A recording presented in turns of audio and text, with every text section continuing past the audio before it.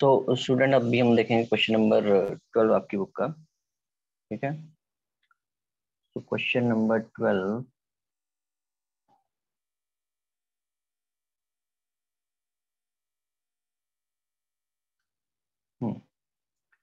So mister Radha Raman on 31st March 2015 assets दिए हुए आपके पास। ठीक है, including machinery valued at in the book value at ₹6,000। Estimated to realisable value कितनी इसकी 70। वैल्यू मशीनरी की 6,000 है और रिलाइजेबल वैल्यू कितनी है 70,000। ठीक है, एंड फर्नीचर वैल्यूड एट 2,000 और उसकी एस्टिमेटेड वैल्यू कितनी है, estimated to produce realisable value है 40%। He also has had liability 40,000 of which 30, ये 3,000 है, 30 नहीं है, दिस इज 3,000। ठीक है, इसको करेक्ट कर लेना आप लोग। आपके बुक में ये 30,000 लिखा है, ये 3,000 है। पर fully secured against the machinery and liabilities. ठीक है, सो मशीनरी जो आपकी 66,000 आपके पास क्या है, लाइबिलिटीज है, एसेट्स है। उसमें से मशीनरी है आपकी 6,000 की और फर्नीचर जो 2,000 का है उसको हमने क्या किया हुआ है, एज ए सिक्योरिटी दिया हुआ है। इसका मतलब ये उसमें से क्या करना पड़ेगा, माइनस करना पड़ेगा। ठीक है, सो लाइबिलिटीज 1,000 वर सिक्योर्ड अगेंस्ट फर्नीचर। ठीक है, 3,000 की हमने फुली सिक्योर क्रेडिटर दी है मशीनरी और 1,000 का फर्नीचर दिया हमने partly secure creditor. He filed his petition insolvency and estimated his deficiency to be, और deficiency हमारे पास दी हुई है before taking into account the following outstanding liabilities। ठीक है, ये जो liabilities है नीचे ये outstanding है। ठीक है, इनकी हमने adjustment करनी है। So wages दिए हुए हैं, rent दिया है, salary दी है, income tax है, sales tax है, हाउस टैक्स दिया हुआ है, then compensation payable under workman compensation act. ठीक है, ये प्रेफरेंशियल में नहीं आता है। सो रेंट और ये हमने प्रेफरेंशियल नहीं लेना है, बाकी प्रेफरेंशियल में आएगा, ये वाला अनसिक्योर्ड क्रेडिटर में जाएगा। ठीक है, सो देख लेते हैं कैसे करना है क्वेश्चन। ठीक है, ज्यादा टफ नहीं है, कोई इजी है ये भी।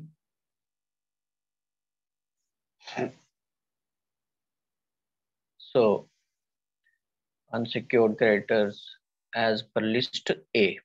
ठीक है, पहले यही कैलकुलेट कर लेते हैं। तो सबसे पहले हम लिखेंगे calculation of unsecured creditor as per list A. So total liabilities कितनी है आपके पास। ठीक है, टोटल जो लाइबिलिटीज हैं वो कितनी है आपके पास, वो है 40,000। ठीक है ना, ये वाली 40,000। So these are 40,000, right.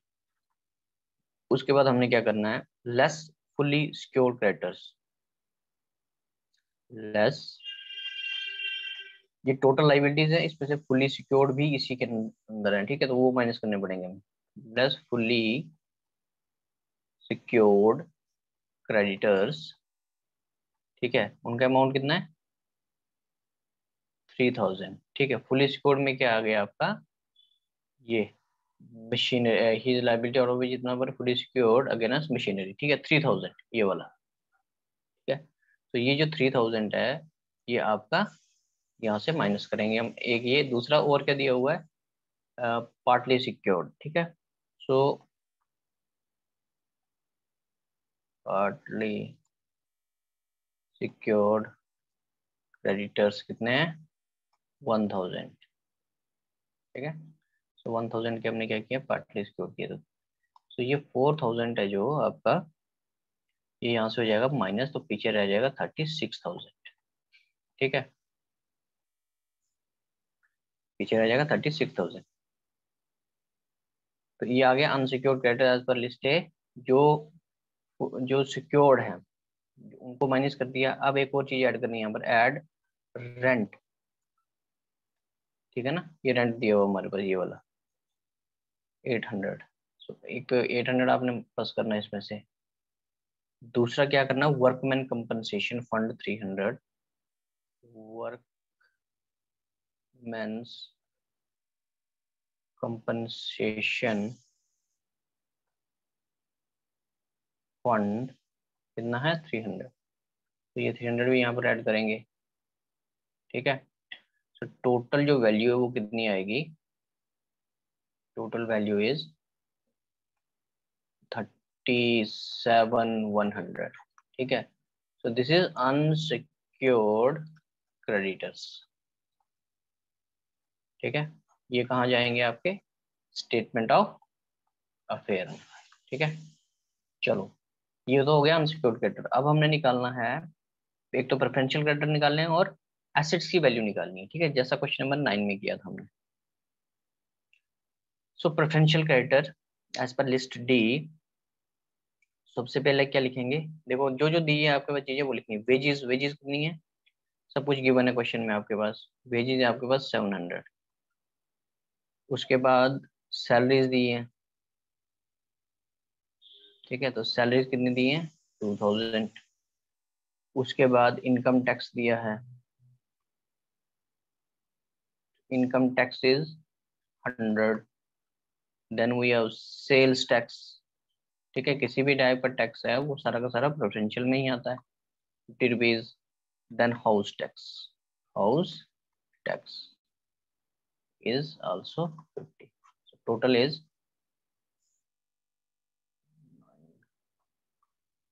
2900, ठीक है। So 2900 is the amount of preferential creditor। तो ये प्रेफरेंशियल वाली साइड लिखेंगे हम, ठीक है। अब calculation of realisable value of assets, ठीक है। अगर आप अपने क्वेश्चन में देखोगे तो इसमें देखो क्या बोला हुआ है,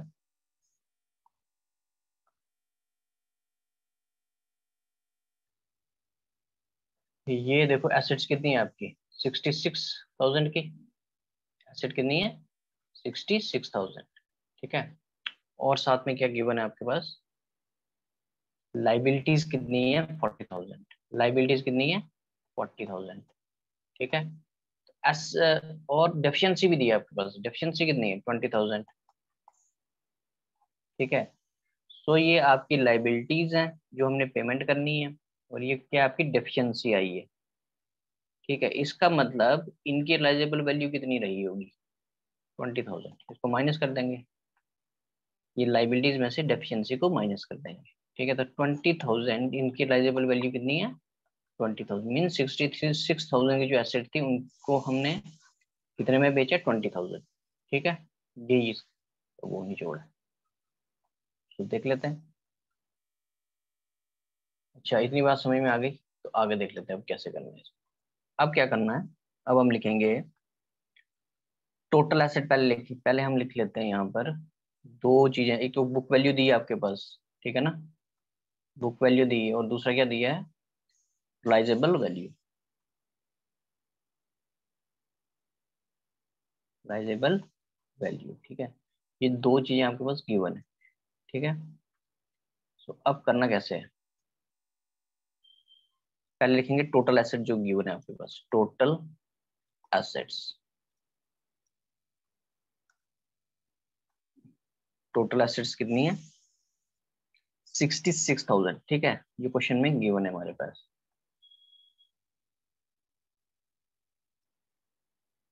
और इनकी रिलाइजेबल वैल्यू कितनी निकाली हमने 20,000 निकाली अभी, कितनी निकाली 20,000,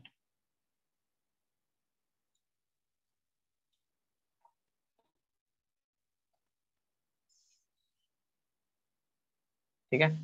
उसके बाद मशीन जो भी आपने फुली सिक्योर्ड, जो भी एज ए सिक्योरिटी दी हुई है, एसेट सिक्योरिटी दी है ना, चाहे वो फुली सिक्योर्ड है चाहे वो पार्टली सिक्योर्ड है, मैंने आपको जब चैप्टर स्टार्ट किया तो उसके स्टार्टिंग में बोला था जो भी एज ए सिक्योरिटी दी है वो हमने एसेट साइड नहीं लिखनी, प्रॉपर्टी में ऐड नहीं करनी है, ठीक है। तो देखो मशीनरी एक हमने यहाँ पर ऐड की हुई है ना, उसको माइनस करेंगे, लेस मशीनरी, ठीक है। कितनी की है मशीनरी 6,000 उसकी वैल्यू है मशीनरी की, और रिलाइजेबल वैल्यू कितनी बोल रहा है ये 70%, कितनी बोल रहा है 70%। तो रिलाइजेबल वैल्यू कैसे निकालेंगे 6,000 इंटू 70 डिवाइडेड बाई 100, ठीक है। तो 4200 आएगा, ये कितना आएगा 4200। चलो मैं ये थोड़ा सा हाईलाइट कर देता हूँ, ठीक है। ये वाला जो पोर्शन है, ठीक है, ये आएगा कहाँ पर आपका, सीधा यहाँ पर। ठीक है, उसके बाद ये तो हो गई एक चीज, इसको माइनस कर देते हैं। इसको माइनस करके आ जाएगा 60,000, और इसको माइनस करके कितना आएगा, 15,800, 15,800। ठीक है, नेक्स्ट लेस, और क्या था उसमें, फर्नीचर था। ठीक है, क्वेश्चन में क्या गिवन है, और फर्नीचर, फर्नीचर की वैल्यू कितनी है, 2,000। ठीक है, और इसकी रिलाइजेबल वैल्यू कितनी है, रिलाइजेबल वैल्यू आपकी 2,000 इंटू 40/100। ठीक है, तो कितना आ गया ये, 800, ये आ गया आपका 800। ठीक है, तो इसको भी हाईलाइट कर देते हैं। ये वाला जो अमाउंट है, ठीक है, ये कहाँ चले गया आपका, सीधा ये चले गया आपका यहाँ पर। ठीक है, ओके।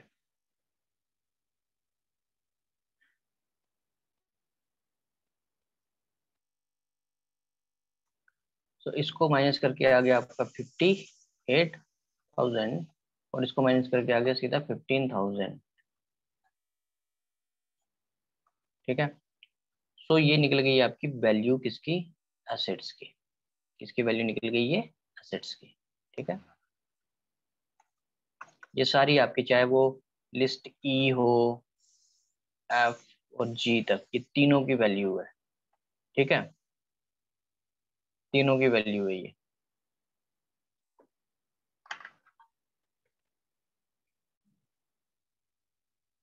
अच्छा जी,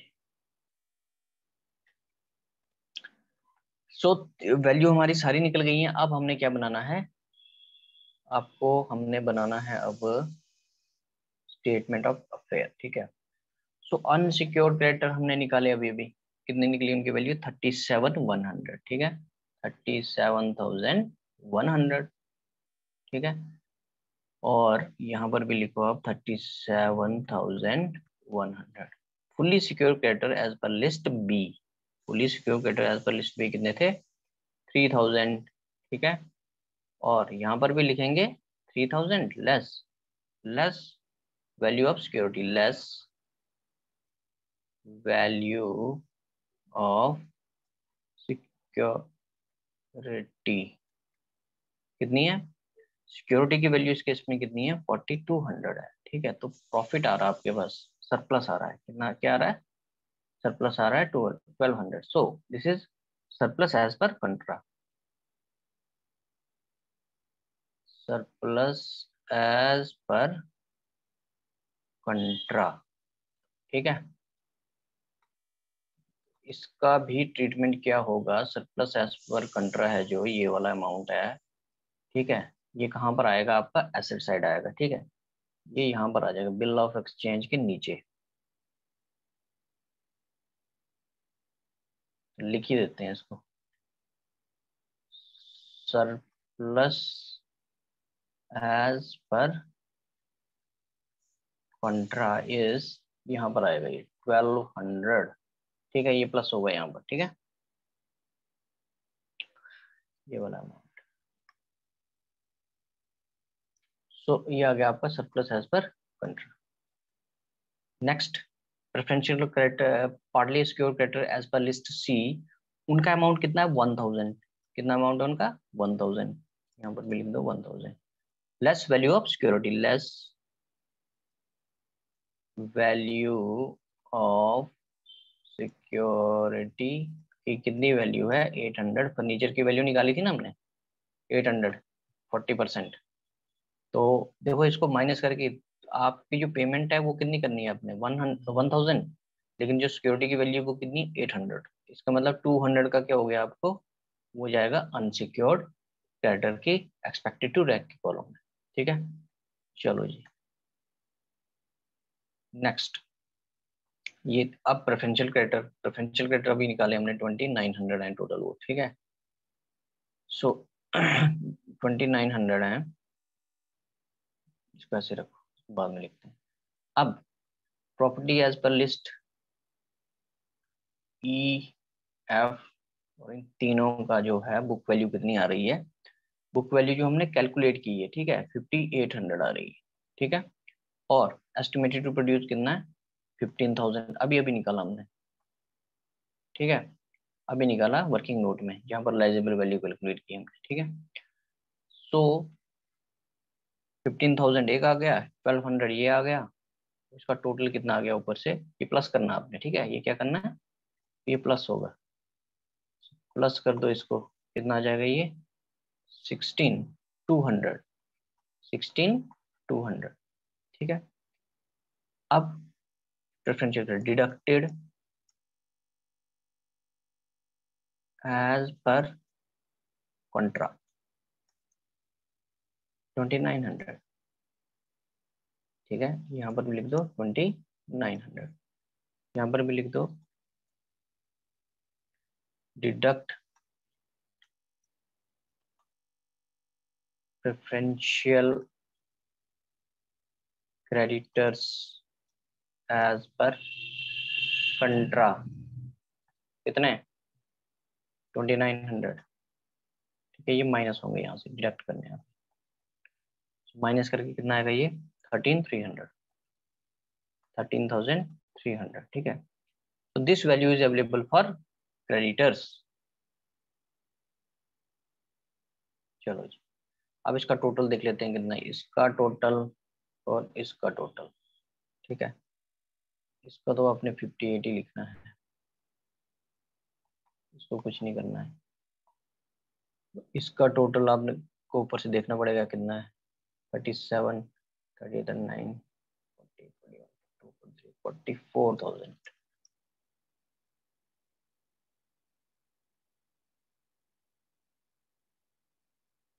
this is 44,000।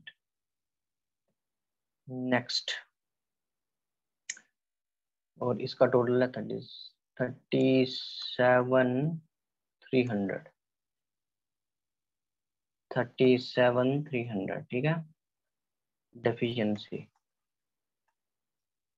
Deficiency as per list H कितनी आ जाएगी, माइनस कर दो 37,300 माइनस 13,300, ठीक है, 0,0,0,0,0,0,4,2 24,000, ठीक है। तो ये आ गई आपकी डेफिशिएंसी, राइट।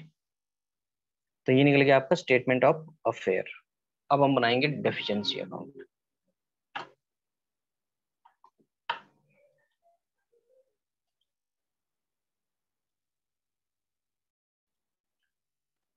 सो अब हम बनाएंगे डेफिशिएंसी अकाउंट। तो इसमें देखो आप, सबसे पहले लिखेंगे excess of assets over liabilities, excess of assets over liabilities, ठीक है। वो कितनी है, ये गिवन नहीं है आपको, आपको निकालनी है यहाँ से ये, ठीक है। आपके पास एसेट्स भी दी हैं और लायबिलिटीज भी दी हैं। एसेट्स कितनी है 66,000 जो ओरिजिनल दी है, ठीक है। और लायबिलिटी कितनी है आपके पास 40,000, ठीक है। तो 26,000 आ गया यहाँ, ठीक है। उसके बाद दूसरा क्या लिखना है, डेफिशिएंसी, और तो कोई दिया ही नहीं हुआ है। Deficiency as per statement of affair कितनी है, डेफिशिएंसी आ गई 24,000, ठीक है। साइड का टोटल कितना आ गया 50,000। अब निकालेंगे दूसरी साइड। सो हमारे पास कुछ लॉसेस हुए, loss on realisation of assets, loss on realisation of assets, ठीक है। क्या क्या है वो, देखो सन्ड्री कुछ एसेट्स दिए हुए आपके पास, जो टोटल एसेट दिए थे, ठीक है। उसके बाद मशीनरी है, टोटल एसेट आपके पास कितने हैं निकाले थे जो अभी हमने कैलकुलेट करके, लाइजेबल वैल्यू थी उनकी इतनी, ठीक है। तो लॉस कितना हुआ,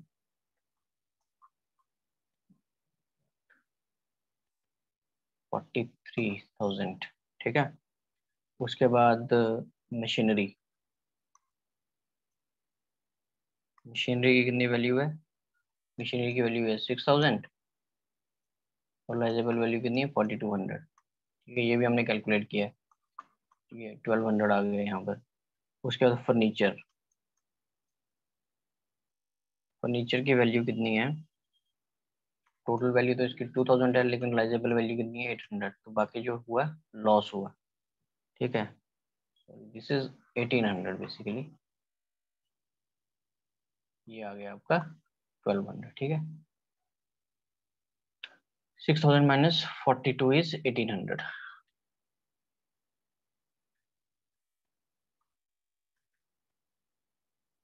ऐसे कर दो, ठीक है। उसके बाद आ गया loss due to expenses, loss due to expenses, right. Expenses, कुछ एक्सपेंसेस हुए थे हमारे नए, एक तो वेजेस हैं आपके पास, फिर सैलरी है, सैलरीज हैं, ठीक है। सैलरीज कितनी है 2,000, उसके बाद रेंट है 800, ठीक है। वो सारा जो आउटस्टैंडिंग एक्सपेंस है वो सारे यहाँ पर आएंगे। इनकम टैक्स है 100, फिर सेल्स टैक्स है, that is your 50 rupees, then we have house tax 50 rupees, then we have compensation, ठीक है, वर्कमैन compensation, वो कितनी है 300, ठीक है। इन सब का टोटल आ गया आपके पास 4,000, ठीक है। कितना आ गया 4,000, उसे टोटल कर देंगे, ठीक है। ये भी आ गया 50,000, इक्वल हो गया ये,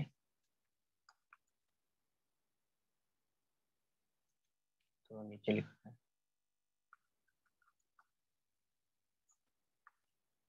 तो ये बन गया आपका डेफिशिएंसी अकाउंट, ठीक है जी, ओके।